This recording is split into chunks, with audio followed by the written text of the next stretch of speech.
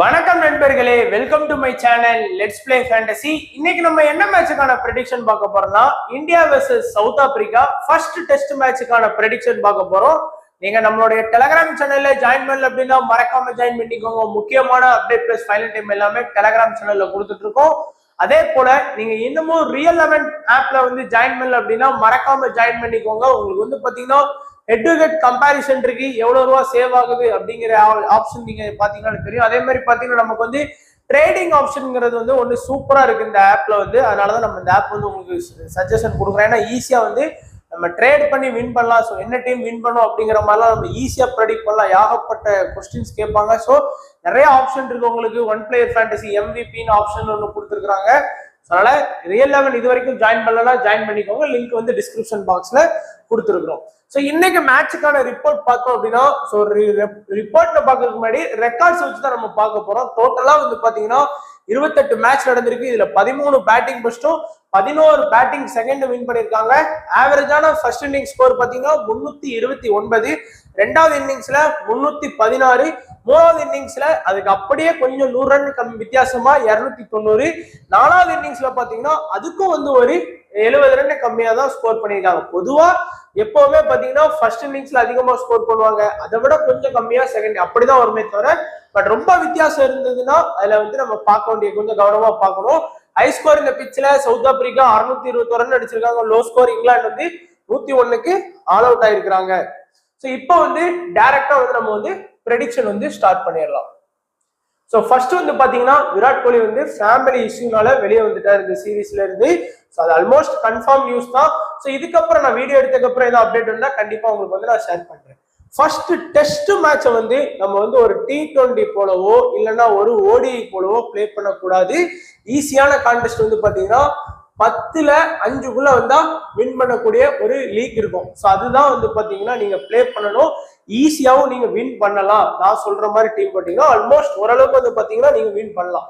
First டெஸ்ட்ல வந்து நம்ம வந்து பேட்ஸ்மேனை விட பவுலர்ஸ் அண்ட் ஆல்ரவுண்டர்ஸ் தான் நல்ல இம்பார்ட்டன்ஸ் கொடுக்கணும். டெஸ்ட்னு வந்துட்டாலே இந்தியாவில இருந்து முதல் இம்பார்ட்டன்ட் அண்ட் செகண்ட் இம்பார்ட்டன்ட் வந்து ஜடேஜா, அஸ்வின், இந்த 2 பேரும் இல்லாம டீம் செட் பண்ணவே பண்ணாதீங்க. மூணாவது பாத்தீங்க அப்படின்னா பும்ரா.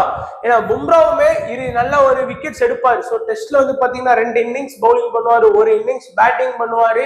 அப்படிங்கும் போது ஏறக்குறைய நமக்கு வந்து நல்ல பாயிண்ட்ஸ் வர்றதுக்கான வாய்ப்பு இருக்கும். ஒருவேளை பிச்சு ஆஃப்டர் பிச்சு டாஸ் போட்டதுக்கு அப்புறம் பிச்சு வந்து நமக்கு வந்து பேட்டிங்க்கு ரொம்ப சப்போர்ட்டா இருக்கும் அப்படின்னு சொன்னாங்க. வேணா நம்ம வந்து பேட்ஸ்மேனுக்கு ஏதோ ஒரு சில பேட்ஸ்மேனுக்கு இம்பார்ட்டன்ஸ் கொடுத்துக்கலாம்.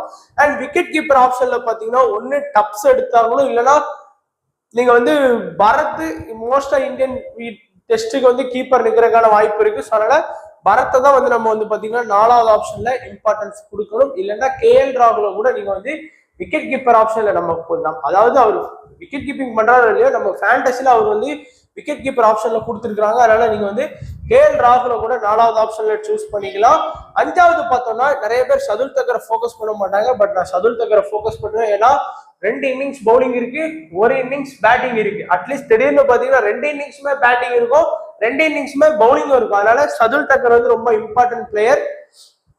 பேட்டிங் ஆப்ஷன்ல பாத்தீங்கன்னா ஜாய்ஸ்வல், ரோஹித் சர்மா, கில்லி, ஸ்ரேயஸ் ஐயர், இந்த 4 பேர்ல ஏதாச்சும் ஒரு பிளேயருக்கு வந்து நீங்க இம்பார்ட்டன்ஸ் கொடுத்துக்கோங்க. ஒண்ணு ஜாய்ஸ்வலுக்கு போகலாம், இல்ல ரோஹித் சர்மாவுக்கு போகலாம். எக்ஸ்பீரியன்ஸ் பேஸ்டா போனீங்கன்னா ரோஹித் சர்மாவுக்கு போங்க. பட் ரோஹித் சர்மா சில டைம்ல பயங்கரமா ஸ்கோர் போனாரு, சில டைம்ல வந்து உடனே அவுட் ஆயிடுவாரு. அது கொஞ்சம் நீங்க சேஃபா போகணும்னு நினைச்சீங்கன்னா ஸ்ரேயஸ் ஐயர் இல்லைன்னா ஜாய்ஸ்வலோட போகலாம். சுப்மன் கில்லையுமே பெருசா நம்ப முடியாது. இந்த வெஸ்ட் இண்டீஸ் சீரீஸ் பொறுத்த வச்சு நீங்க பாத்தீங்கன்னா ஜாய்ஸ்வல் வந்து நல்ல ஃபார்ம்ல ஆடினாரு. ஸோ அவருக்கு வந்து இம்பார்ட்டன்ஸ் கொடுக்கலாம்.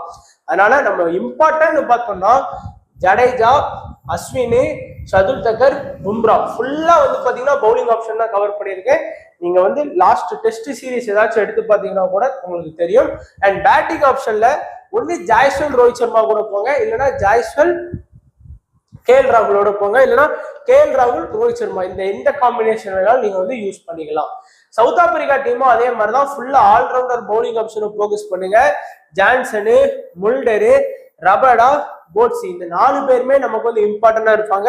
அண்ட் ஒரே ஒரு பேட்ஸ்மேன் பாத்தீங்கன்னா நான் வந்து சூஸ் பண்றது மார்க்ரம் சூஸ் பண்றேன். எல்கர் நல்ல எக்ஸ்பீரியன்ஸான பிளேயர், இந்த சீரீஸோட ரிட்டையர்ட் ஆறாரு டெஸ்ட் கிரிக்கெட்ல. ஸோ அதனால நீங்க எல்கரை கூட ஃபோக்கஸ் பண்ணலாம், நல்லாவே ஆடுவாரு. பட் நம்மளை பொறுத்த வரைக்கும் டெஸ்ட்னாலே பேட்டிங் பிளஸ் போலிங் பண்ணக்கூடிய பிளேயர்ஸா இம்பார்ட்டன்ட். ஃபார் எக்ஸாம்பிள் வந்து இப்ப நீங்க ஜான்சன் எடுத்துக்கிட்டீங்க அப்படின்னா 2 இன்னிங்ஸுமே பவுல் பண்ணிடுவாரு. ஸோ 2 இன்னிங்ஸும் சேர்த்து பவுல் பண்ணி ஒரு 5 விக்கெட் இல்லைன்னா குறையாம ஒரு 4 விக்கெட் எடுத்து கொடுக்குறாரு.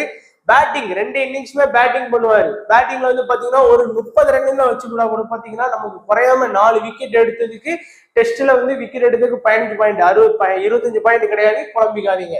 ஸோ பவுலிங்ல ஒரு 60, பேட்டிங்ல ஒரு 30 அப்படின்னு பாத்தீங்கன்னா சாலிடா நமக்கு வந்து 100+ பாயிண்ட் வந்து ஈஸியா வாங்கி தருவாரு ஜான்சன்.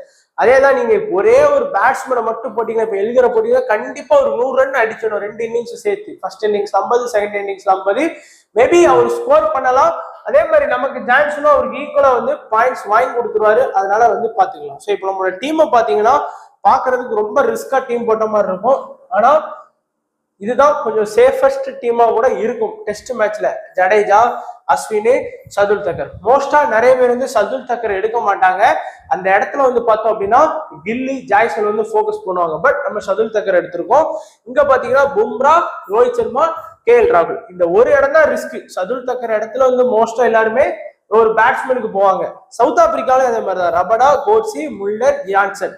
இதுல வந்து ஒண்ணு முல்டருக்கு பதிலா இல்ல கோட்ஸிக்கு பதிலா வந்து பாத்தீங்கன்னா சவுத் ஆப்பிரிக்கா பேட்டிங் போவாங்க. இல்லைன்னா 2 பேர்ல இருந்து யாராச்சும் ஒருத்தருக்கு இந்தியா பேட்ஸ்மேனை கூட எடுத்துட்டு வரதுக்கான வாய்ப்பு இருக்கு. நம்ம வந்து மார்க்ரம மட்டும் சூஸ் பண்ணிக்கோ. பட் இதுதான் எனக்கு தெரிஞ்சு நான் சொன்ன கான்டெஸ்ட்ல போட்டீங்க அப்படின்னா மேபி இந்த டீம் வந்து 70-80% வரைக்கும் ஸ்வீப் ஆகும். கேப்டன்ல ஜடேஜா, அஸ்வின் தான். இந்தியா விளையாண்டாலே ஜடேஜா, அஸ்வின் தான். இருந்தாலும் மார்க்ரம் வந்து ஒரு நல்ல ஆப்ஷன்ல இருக்கலாம். ஏன்னா மார்க்ரமும் பவுல் பண்றதுக்கான வாய்ப்பு இருக்கும் தேவைப்பட்டா. அதனால நீங்க பாத்துக்கோங்க. ரிஸ்கான கேப்டன், வைஸ் கேப்டன்ல யான்சன், சதுல் தக்கர், முல்டர், இந்த 3 பேரையுமே ரிஸ்கான ஆப்ஷன்ல வந்து நீங்க யூஸ் பண்ணலாம். பட் மோஸ்டா நீங்க வந்து ஜடேஜா, அஸ்வின். பட் இந்தியா பிச்சுனா கண்டிப்பா நம்ம ஸ்வேரா சொல்லிடலாம் ஜடேஜா, அஸ்வின் தான் captain, vice captain. South Africa பிச்சு நம்ம ரிப்போர்ட்டை கொஞ்சம் பார்த்துட்டு நம்ம வந்து முடிவு பண்ணலாம். டாஸ் போட்டதுக்கு அப்புறம் பாத்தீங்கன்னா அபிஷியலா பிச் ரிப்போர்ட் நமக்கு வரும். ஸோ அதுல வந்து பேட்டிங்க்கு சப்போர்ட்டா, ஸ்பின்னருக்கு நல்ல டேலண்ட் இருக்குமா அப்படிங்கிறத பார்த்தோம் அப்படின்னா நம்ம கேப்டன், வைஸ் கேப்டன் வந்து ஸ்வேரா வந்து நம்ம வந்து அஸ்வின், ஜடேஜா கொடுத்துடலாம். இல்ல அப்படின்னா கூட நீங்க வந்து மார்க்ரம், யான்சன் இந்த மாதிரி பிளேயர்ஸ் வந்து நீங்க கேப்டன், வைஸ் கேப்டன் போகலாம் தைரியமா. ஸோ இதுதான் நண்பா நம்மளுடைய ப்ரெடிக்ஷன். வீடியோ கண்டிப்பா பிடிச்சிருக்குன்னு நினைக்கிறேன். பிடிச்சிருந்தா லைக் பண்ணுங்க, உங்க ஃப்ரெண்ட்ஸுக்கு ஷேர் பண்ணுங்க. மறக்காம எல்லாருமே Real11 ஆப்ல ஜாயின் பண்ணிக்கோங்க.